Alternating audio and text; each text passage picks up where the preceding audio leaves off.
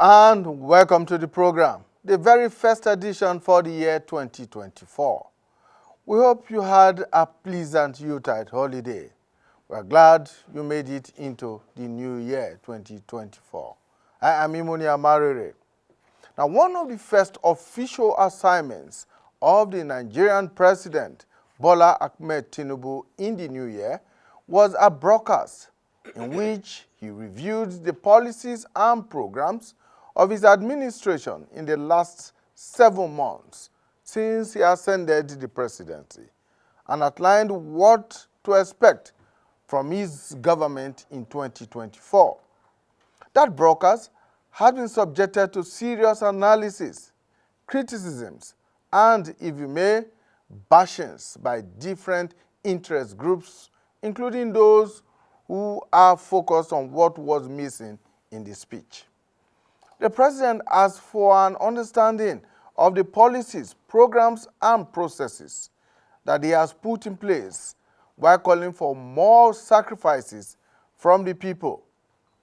But there are those who say, for instance, that he gave no indication of what level of sacrifice he and members of his administration are making for the economic recovery of the country to get it running and working again.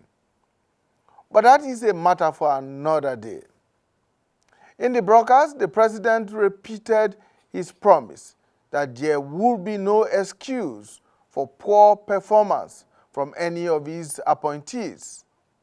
Consequently, he said he has put in place a policy coordination, evaluation, monitoring, and delivery unit to ensure that governance output improves the living conditions of Nigerians. Let's hear the president. Said in the past, no excuse for poor performance from any of my appointees will be good enough.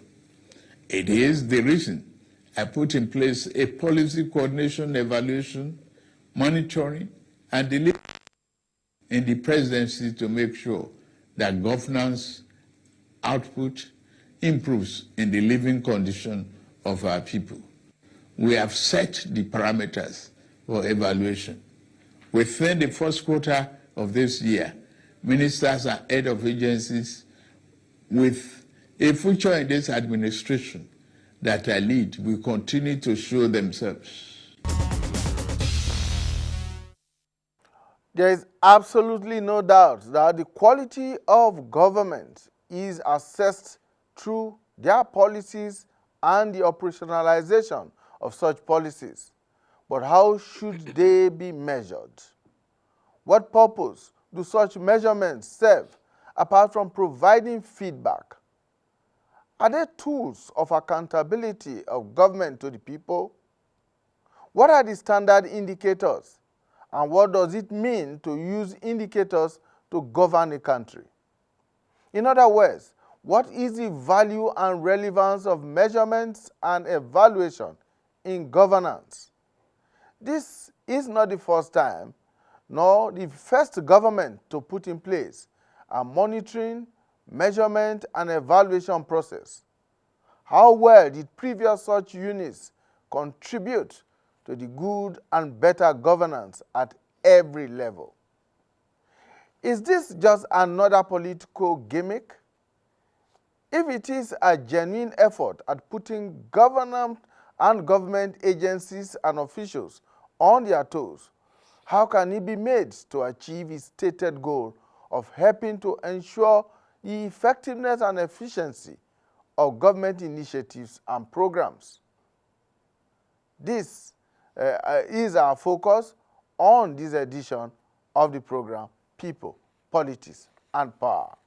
And I'm joined in the studio by Professor Okey Ikechukwu, a development specialist and executive director, Development Specs Academy. Professor Ikechukwu, thank you so much, and Happy New Year. Same here, I wish you the Welcome. same. Quite a while. It has. It's been, really.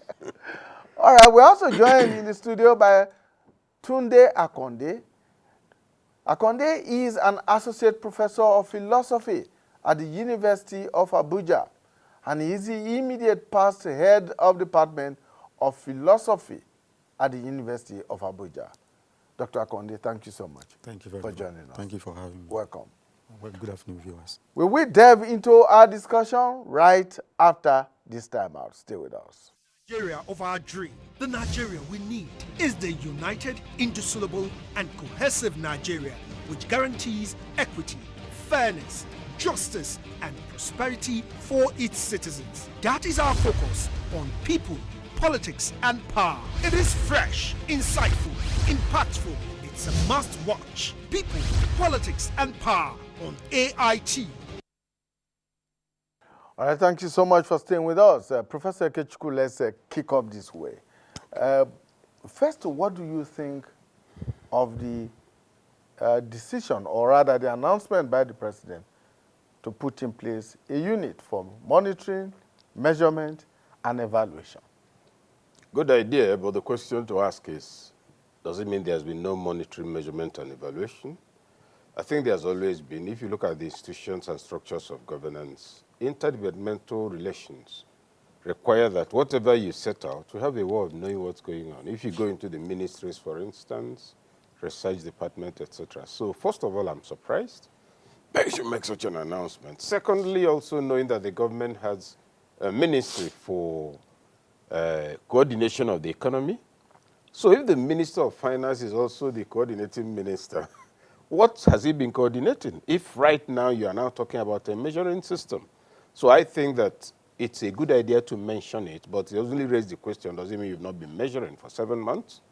The other thing, of course, is that it wakes us all up to the fact that things like this have to be consciously, insisted upon. If you recall, during the Jonathan era, there was a midterm report, the first of its kind, where a government in the middle of its life decided to assess itself on all the parameters, every ministry, what have you done in the last 2 years, etc., and it was made available to Nigerians. I'm not sure I was very excited to hear him say that, frankly. I thought that that's something that should have been left out, because if he should follow the example of the past of having a coordinating minister of the economy, I will expect that that minister or ministry would come up to brief Nigerians on the extent of that coordination. I cannot speak of coordination without measurement. I cannot speak of measurement without having assessed what all the agencies are doing. Not just what they are doing individually, but how what each is doing is keying into the other. I'll use an example.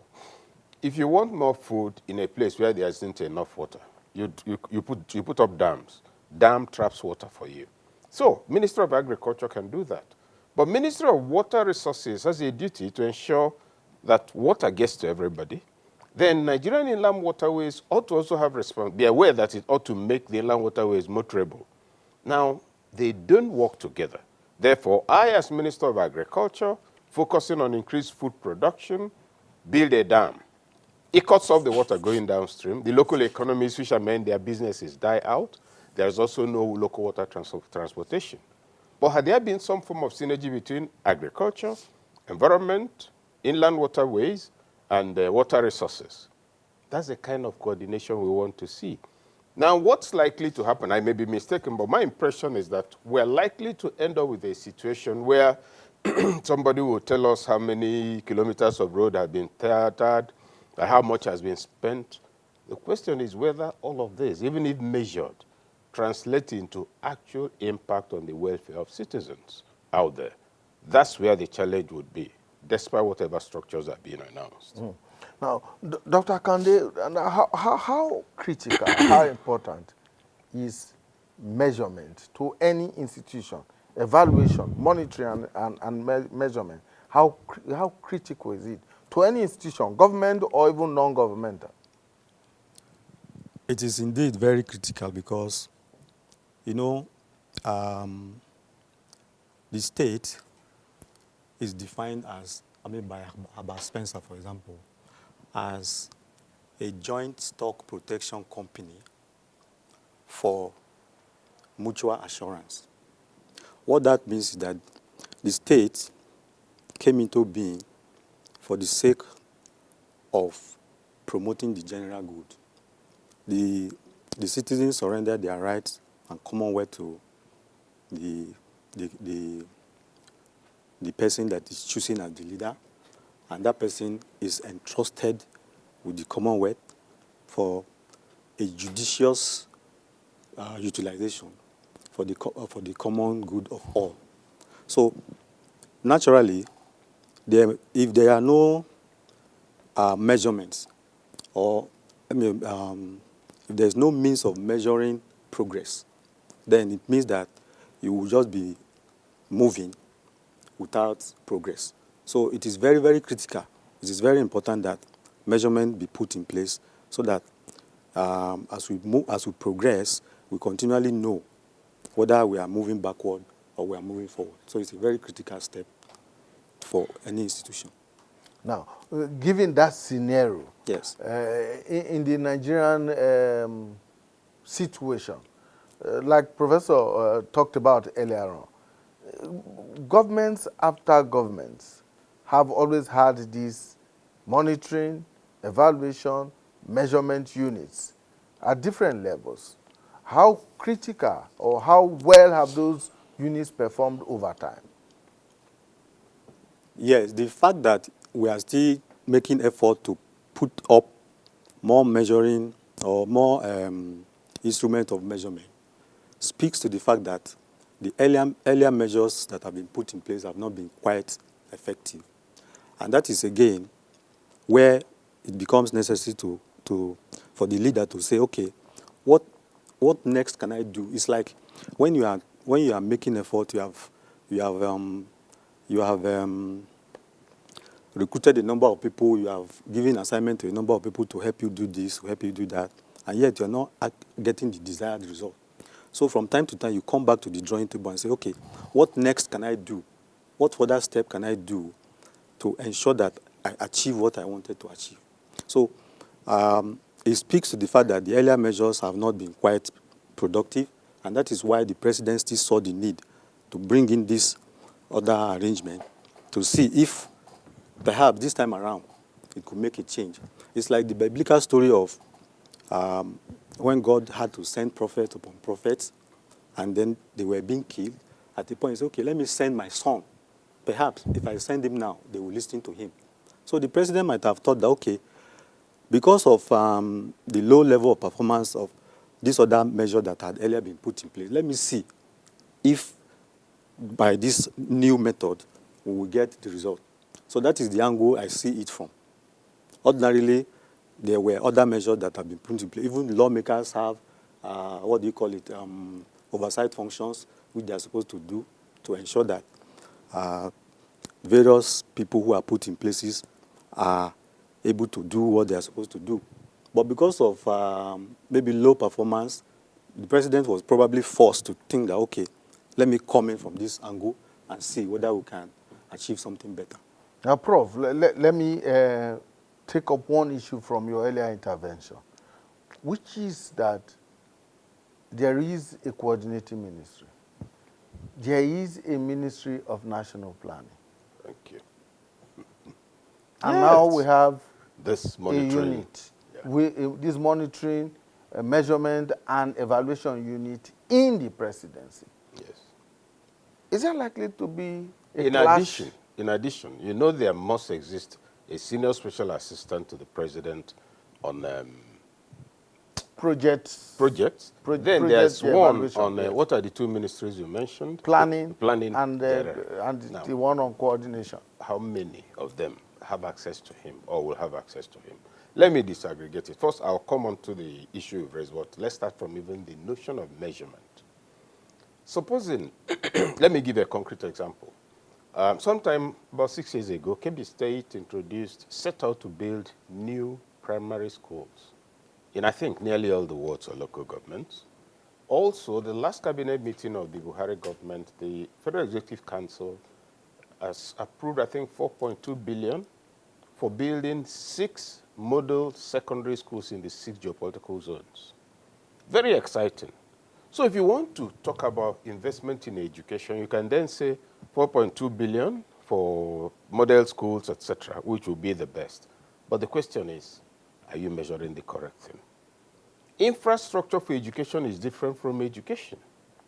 And so you may invest in infrastructure measure your expenditure on infrastructure, but you're not delivering education.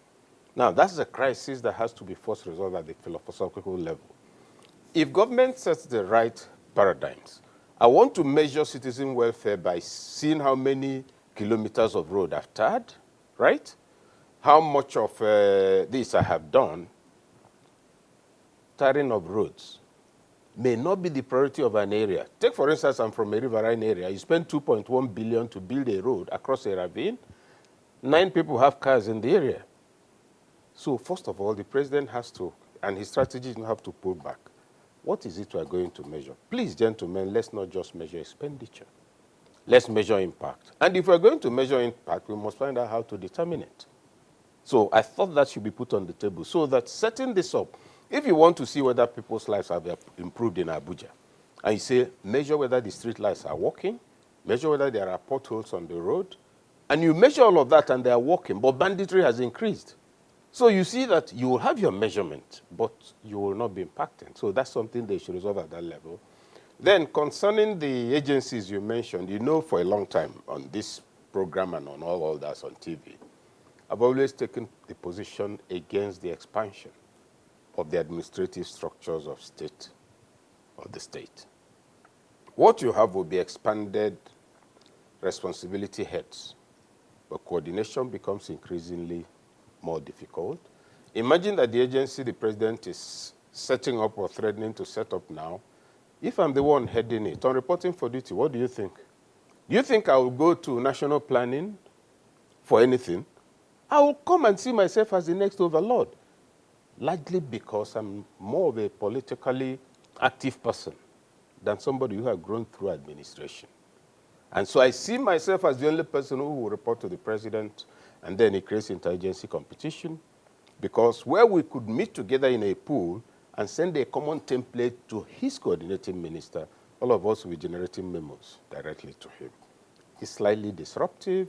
I can understand the concern, and it's commendable he knows the importance of coordination. But what I will even think is that rather than expand, shrink. We have NEMA, right? We have several other agencies doing the same thing. That's not the kind of thing he should do now. And so I think that the intergovernmental relation, no, that's not it. National plan. National planning. The coordinating ministry, which is under the ministry, yes. If he's setting this up, then he should also make it mandatory that they have a 1-week retreat, all of them together. Yeah, because that speaks to create a forwarding template with which they can work. Because ultimately, if they all stand in silos, you've nullified the office of your coordinating minister. Let them have a 1-week retreat. Please, let's work out possible areas of friction. They do that. Let's agree on reporting lines. They do that. Let's agree that issues from everyone, we all meet together. They do that. And then a memo comes. The coordinating minister becomes the forwarding minister. He presides. That doesn't mean he generates. So that's, if he doesn't create a synergy for these 4 platforms, everybody, it will be the same disruptive thing. Files on the same matter, 4 files or 7 on the same issue, coming to the same person who doesn't have time. And therefore, whoever is able to work with those files, or in good times is one of the persons heading the agencies, that becomes a shining board. That's not something he needs to allow to happen. Now, Dr. Akonde, that speaks to the whole issue of a reporting line. Yes. With all these, which may become competing agencies and competing departments of government, all doing one thing or the other relating to coordination, evaluation, measurement, and what have you. There might be a bigger bureaucracy at the end of the day, as Prof has alluded to, rather than getting the kind of efficient and effective service that is required to help the president carry on his responsibilities and improving the lives of the Nigerian people.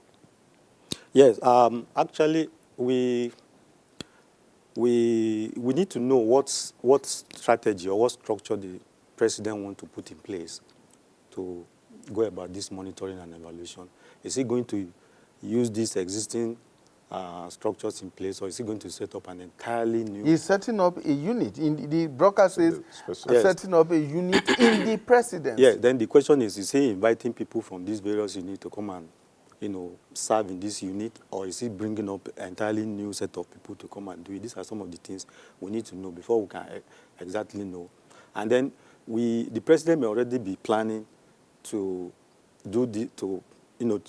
commission them to synergize and work together in such a way that we will not have this bloated Which is bureaucracy. why we are here, to Yes. help the president So- crystallize his thoughts Exactly. on implementing this process. So the suggestion now is he would do well to involve those who are already on ground, tell them how to come out together and synergize, and give them a good working template so that we don't have a bloated bureaucracy at the end of the day. On Yes. this, well, let's just take, for instance, Ministry of Works. You're given a contract to tie a federal road, you finish tiring the road. There's a department that comes to see whether the thing is quality control. You have the same thing in FCDA, you have it in every ministry. And to the extent that there's no activity of government that does not incorporate a feedback system, what must happen very quickly within the next few days to avoid confusion, because the big boys and girls will start fighting for relevance, so the president to call for informed advice on coordination. Appointments have to be made. Precisely. And that will be the focus about those who were loyal. You see, if you don't do that, what you're going to get is a new set of people who are looking for relevance. You make the appointment. The head of that unit cannot not have an SUV and a bulletproof. And so you're thinking about another huge volume of expenditure, cash infrastructure to run the place. Whereas I believe the man's intention is impact. So let's put about 3 to 5 points on the table. Number one, Mr. President must know that what he needs to measure is not the amount of money spent, but on the purpose for which the money was spent. If you spent 10 naira to buy me a bottle of Coke, and you show on paper that you've really spent 10 naira of Coke, you have not shown that I drank Coke. So that's one. Two, he also has to make sure that those things that are being prioritized are the things that matter. You can decide to come to my place and do a legacy project, build us a town hall, furnish it, air-conditioned, everything. We don't need a town hall. My place is probably, let's assume my place is a riverine area, or somewhere in the highland. We have a lot of palm trees. Our people do a lot of palm wine tapping and selling. Don't build us a town hall. Bring us a machine that costs each of them less than 100,000 that you can put around a tree and climb. So the time you used to do 20 palm trees is the time you used to do 3 if you didn't have that machine. You've impacted us. So that when the elite keep presenting at the level of the presidency and state capitals the problems of Nigerians, most of the time what you find there, these are problems that create opportunities for procurement and contracts. And then they'll come and cut the tape. Come and cut a tape of a brand new town hall in my village with air conditioners and where there's no electricity. And where we meet, we already have it. But you've gotten a friend of yours to do the contract for construction, another for the supply of the equipment. And the illusion persists among the people. These are dividend of democracy. When you get dividend on your account, you can use it to buy something. But when you get dividend, a piece of stone, for instance, what will you do with it? Which is what it is. So now, with this engagement, it probably offers Tinubu the opportunity to create the right template for coordination. Mandate a retreat among these agencies. That's how Savicom came about. Service compact with Nigerians. I don't know, I may be mistaken. I think it's a matter you may want to take on its own, what Savicom is really doing, because this is what Savicom ought to be doing for Tinubu. Mr. President, we're present in every ministry, and we are seeing that for this amount expended, this is the value it was intended to deliver. It didn't deliver it. That's one. In the same ministry, we have Transparency Monitoring Unit. Do you get it? And disconnected with the ICPC. They have their report. Then you have it used to be DPSR that has, so already in the ministries alone, you have for each ministry a working and existing template.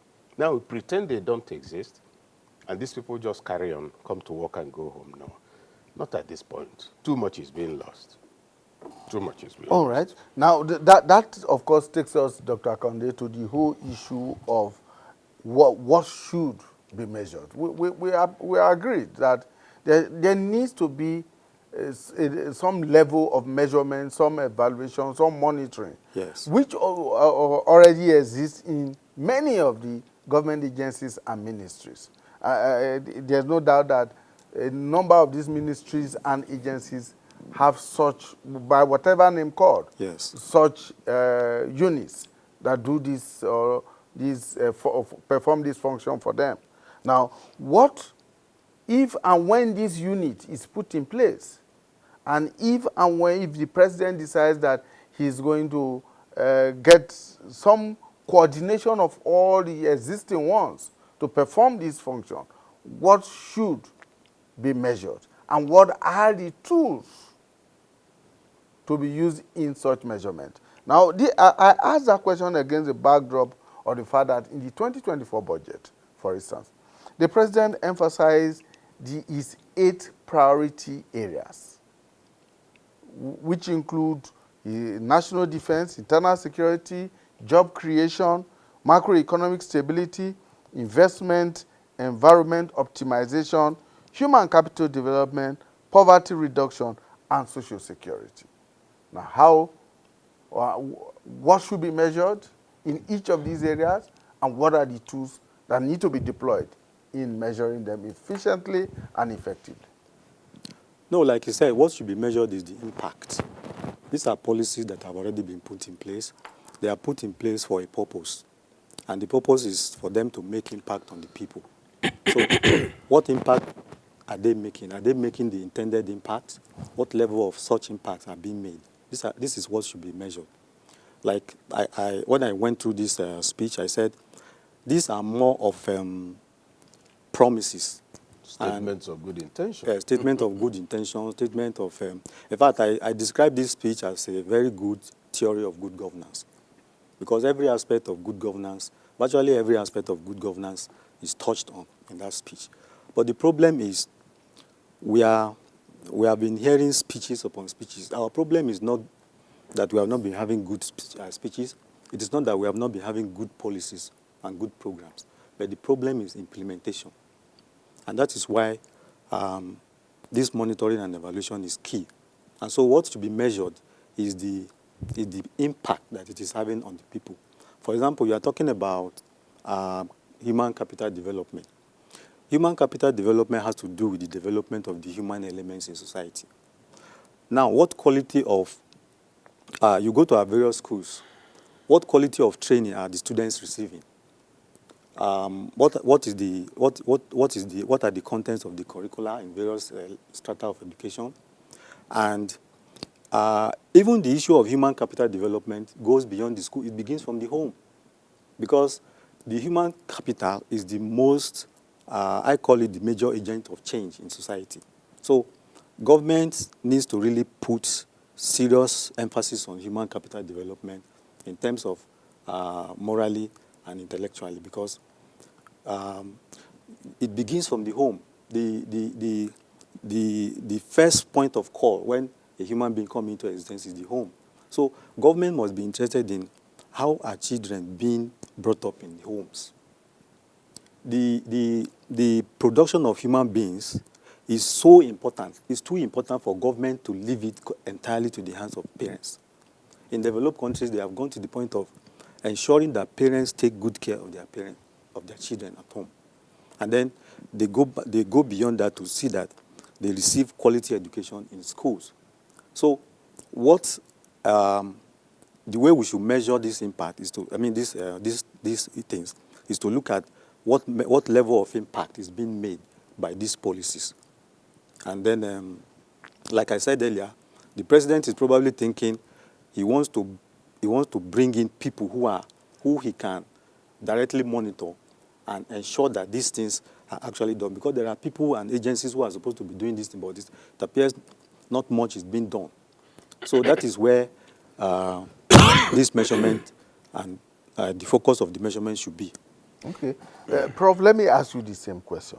And I want you to relate it to, say, one or two of these priority areas. For instance, poverty reduction, job creation, for instance. I mean, two Yes. out of those I will 8. even make it 3. Beginning from education. Education is the education business is the human capital production factory of a nation. It's the quality of education that determines the quality of citizenship, among other things. Well, look at it. You want to measure interventions and success in education, they say increase the budget. Mark, if you increase the budget, it will not deliver quality education. They say increase the payment, the staff, the salaries of university lecturers. If you increase it, it won't impact education. But you must increase it for the universities to be able to attract the right kind of people. Now, look at the full scenario.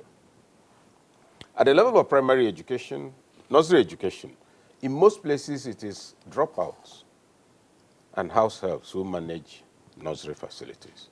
You know that, I know that. At the primary level, the level of qualification is very poor. Nasir conducted, when he was governor of Kaduna State, conducted a test for the teachers, and I think he had less than 40-something% pass of teachers, of questions that are below the level. And there was another one recently, Yes. Late last year. Yes. Yes. And then the teachers rioted. In fact, they were carrying a placard. One of the placards said that exam is not the true test of knowledge. That's teachers. Now, that's the primary level. You come to the secondary level, the same thing. At the university level, better, because the university has been consistently mismanaged for decades, the university, the better paying sectors of the economy readily draw out the best from the university system. And so you find that many are now professors who in the normal course of the event would have been weeded out. They wouldn't have been allowed to go beyond their first. If they do a master's, they won't go on to highest MPhil. It's no longer happening.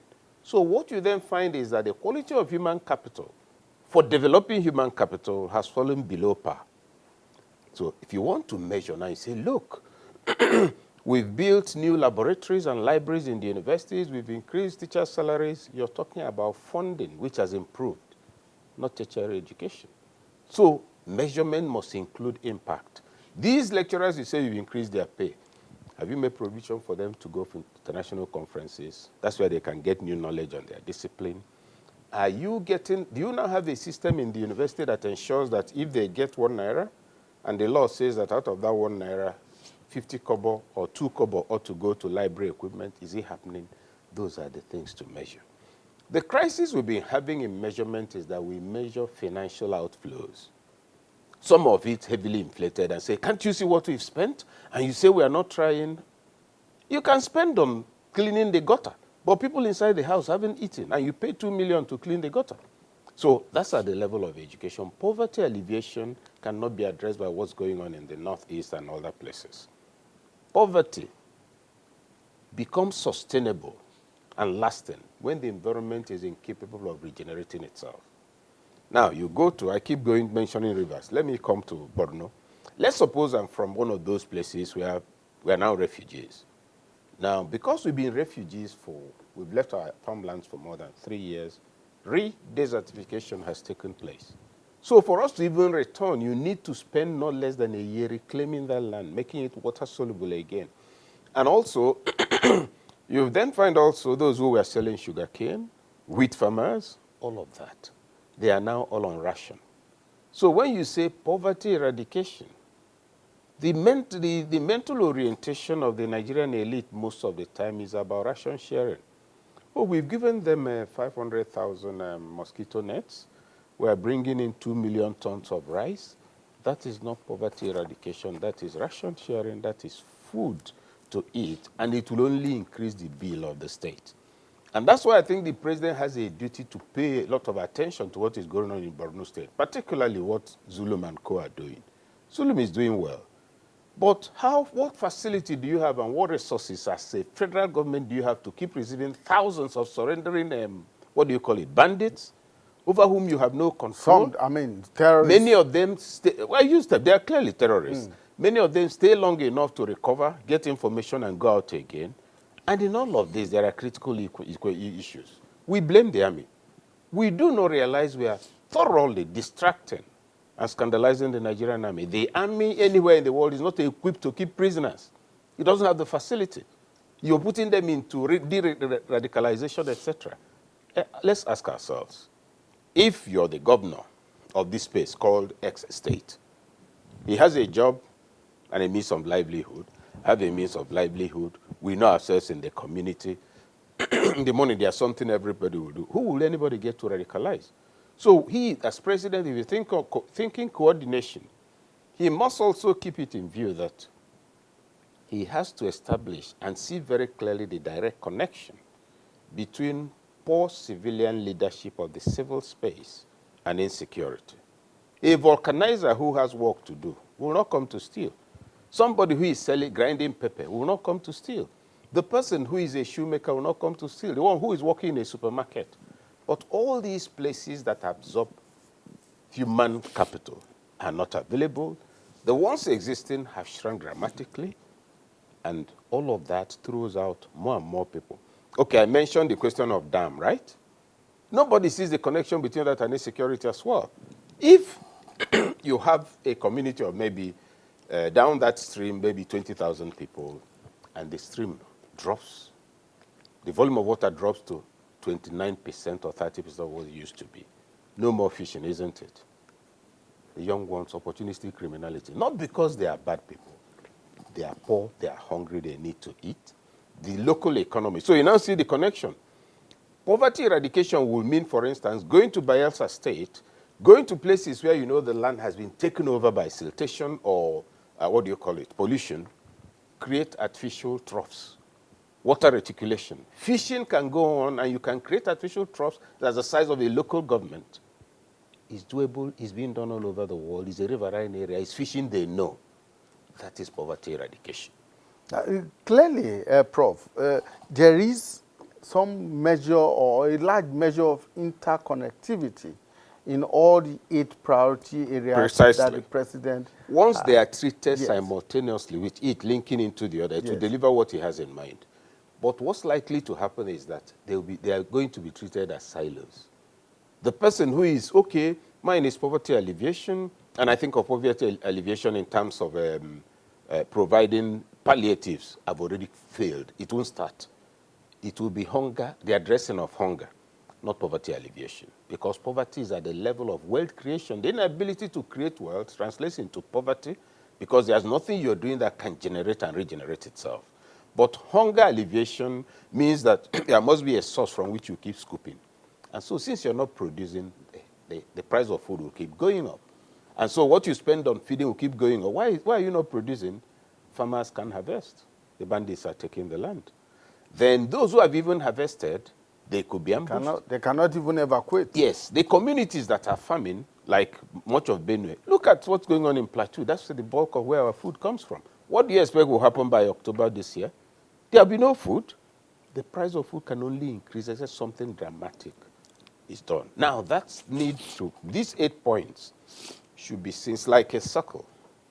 Each of them remains a pillar holding the ball and swing from one to the other. But over time, and this is not about Tinubu or Buhari, that has become the tradition of the political elite, that when you're given a portfolio, you shut the doors and windows. You are the redeemer of Nigeria based on the limited thing you're doing, forgetting that government must be holistic.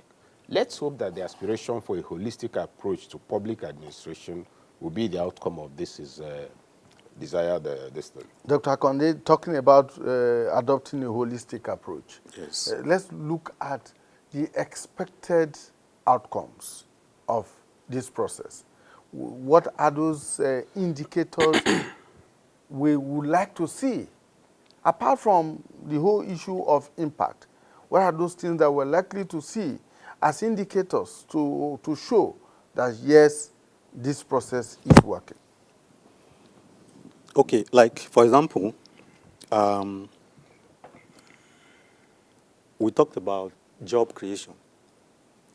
When you begin to work on these programs, you go back and take statistics.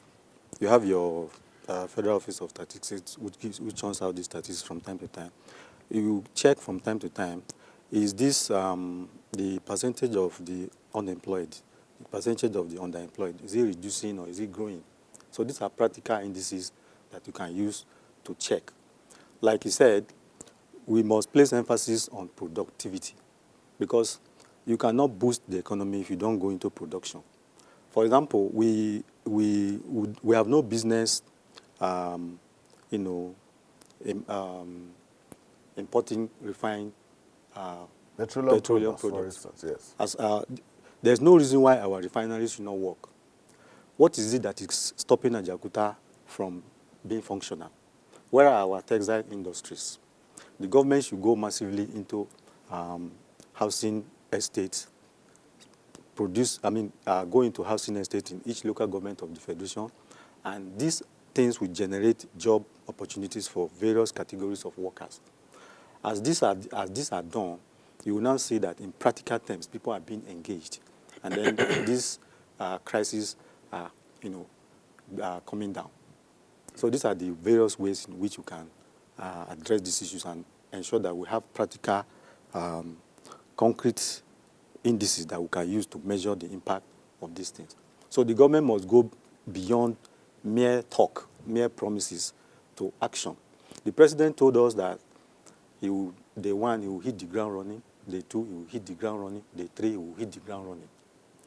We want to see that hitting the ground and running. He has hit the ground, but we don't know whether he's already running. And I think we want to see him running. Let him start the process of putting the nation on the path of production, because that is what will really boost the economy and create jobs for people. Well, as an aside, what will it really take, for instance, to get the textile industries running again in Nigeria? Because this is one subsector that employs thousands, if not hundreds of thousands of Nigerians. They're used to. One of the challenges we have here is insecurity. When there is fire in your community, you don't expect people to come into your community. The textile industries died even before we began to experience this level of insecurity. Yes, and then after the issue of insecurity, we have the issue of the dwindling value of the naira. The government must do something to ensure that it reverses this continuous weakening of the naira, because people are finding it increasingly difficult to go into productive activities. Cost of production is getting too high.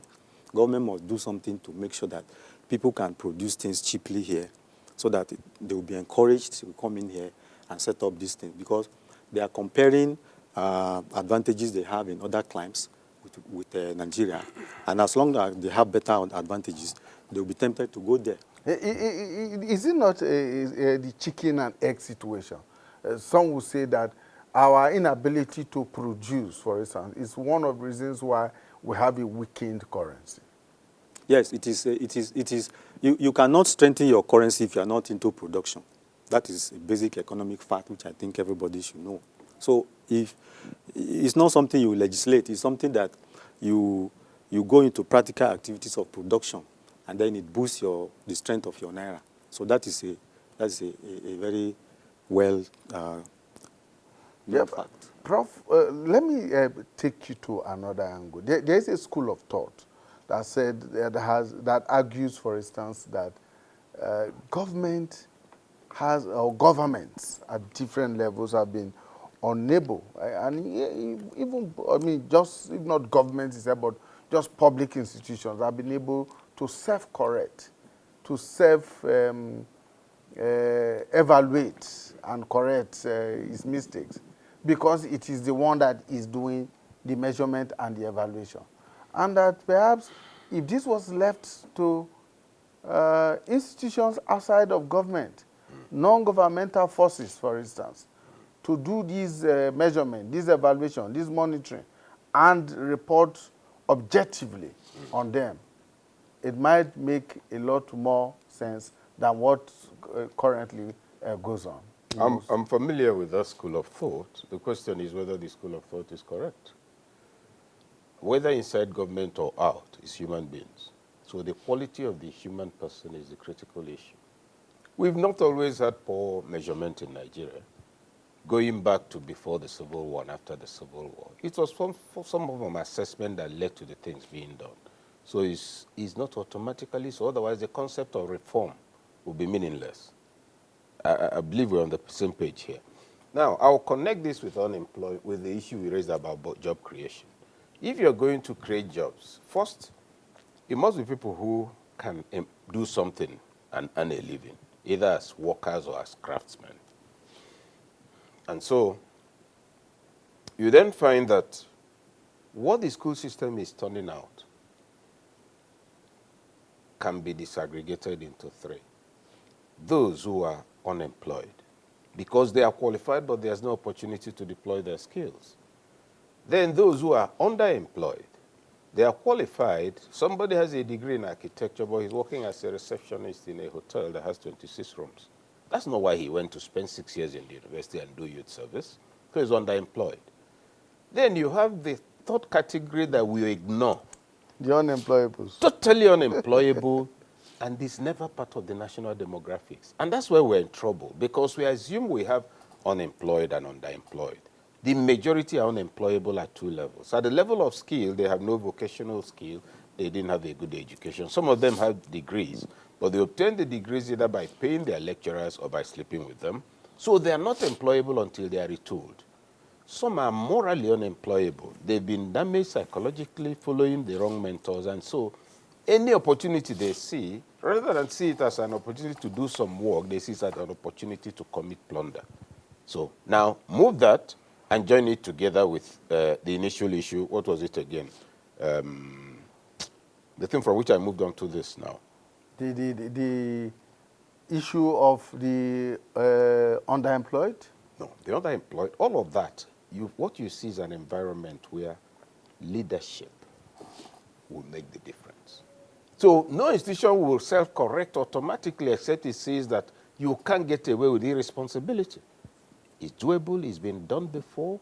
If you recall, at the time Buhari was sworn in the first time, we had uninterrupted electricity for almost 3 weeks. People became worried. Then the reflexes didn't indicate what everybody feared. Light began to go out again. Leadership, that is what Tinubu has to give. No ministry. Look, the environment is totally soaked up with rot. When you say, for instance, I rigged an election, it may be true. But nobody would say he saw me with a ballot box. What it means is that there were people who did not have enough conviction about doing the right thing to say no when I asked them to take money. Therefore, it's a damage to the society. When the right signals begin to come out, a totally different pattern changes. I'll cite two examples. One, Tinubu when he was in Lagos. One, maybe any other person. You remember the area boy phenomenon? Strangely, when he became governor, for some reason, he found some use for them. Nobody has ever remembered that. They were different people, they were deployed for different things, and all of that. Then you have many state governments that have wrong paradigms. Then a governor comes in, Kayode Fayemi did it in Ekiti State. Nasir El-Rufai did the bit he did in Kaduna. That's why the controversy around him. If there's no leadership, you do not expect any form of self-correction. Institutions are peopled by people.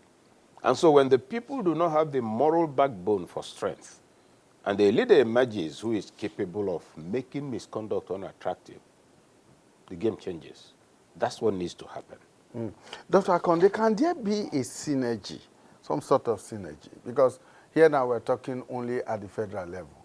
Yes. The bulk of Nigerians live in the states and in the local governments, and where the impact will be measured. The federal government cannot touch the lives of 130 million Nigerians directly from Abuja. It means that it must work through other levels of government and other sources of power to reach these people. Can there be some sort of synergy between and among these levels of government and sources of power? Of course, there has to be such synergy if we are to record any meaningful measure of success. There has to be, because governance is not just at the center. It trickles down to the local government and the state. So there can be a synergy, and there should be synergy between those levels of government. What kind of synergy do you envisage? Like you said, provision of leadership at every level of government. The leaders must show example. They must show that you cannot live with impunity and go away with it. And in addition to that, I would suggest that government should deploy what I call technology and the carrot method. These days, this age of technology, there's so much you can use technology to do to prevent crime. Government should place more emphasis on the prevention of crime so that people can be discouraged, people can be prevented from even engaging in those things before you begin to talk of punishing them. So we must synergize, we must deploy technologies massively to ensure that various leaders at these various levels of governance, key into this program so that we can measure or we can have a good measure of success. Prof, on a final note, the president says that his appointees will be evaluated, measured by their performances. Can we confidently tell ourselves that in another 3 months or 6 months, we can get back here and look at the scorecards? Yeah, we can come to look at the scorecards, but even before then, we have to sound an alarm that in terms of performance, they are not doing impressively. What we see is the president struggling and coming out with new policies, some of them not working well, but evidence of effort. And it will appear that the presidency is taking heat, whereas those who are supposed to take the heat, the buffers around the president, are inactive. Now, anybody, if it had been Atiku who took over, or Peter Obi who took over, the question I've been asking, would they have removed fuel subsidy? The answer is yes. Before the floating of the Naira, the free this thing, did everybody say that was the right thing to do? The answer is yes.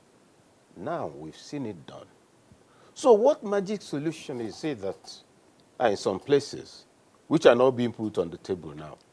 I don't know if you get my point. This is a national mess, not traceable to any individual. The international community that advised us that that's the best thing to do. Mark, where are they right now? I think the last, was it last week? They said the best price for fuel is $7.50. Yes. You read it? Yes. Yes. In which economy? Which economy? The income. You see, what nobody takes the trouble to do is that they don't realize the IMF is a bank. Banks are not Red Cross societies. They exist to make money. That's number one. Number two, nobody has sat down to do a detailed analysis from the 70s, late 70s to today, to identify one, totally 80%, 40% successful policy from the World Bank for any developing nation. Leave all the nations, come to Nigeria, begin with SAP, all to the last decimal. And our debts have increased, underdevelopment has increased, poverty has increased, and they still have the effrontery. To tell you? To tell us that this is what you need to do. Or the economy will grow by 33%. What's their personnel? What's the capacity? Where do they know in Nigeria? You see, the Nigerian state has to think back to the days of Murtala, when that speech, it was crafted by Professor Kiemi, Africa has come of age. Look at all the pieces of advice you've given us, including the latest. We're in the gutter. Now the people, their income hasn't gone up. The fuel as it is, they can't afford it. You say, the best thing is to increase it to $7.50. Are you on drugs? Thank you so much, Professor Okeke-Chukwu. He's a development specialist and executive director, Development Specs Academy. Thank you so much for your time, and Happy New Year once again. Dr. Tunde Akonde is an associate professor of philosophy at the University of Abuja, the immediate past head of department of the philosophy department of that university. Of broadcast protocol. Both of us are philosophers. Oh, great. Philosophy PhD, philosophy PhD. Thank you so much, Dr. Akonde. Thank you for your time. Happy New Year. Thank you. And to you, our viewers out there, we want to thank you for investing your time with us. It's the beginning of a new year. We're looking forward to very new beginnings and a very good new year ahead of all of us. Bye for now.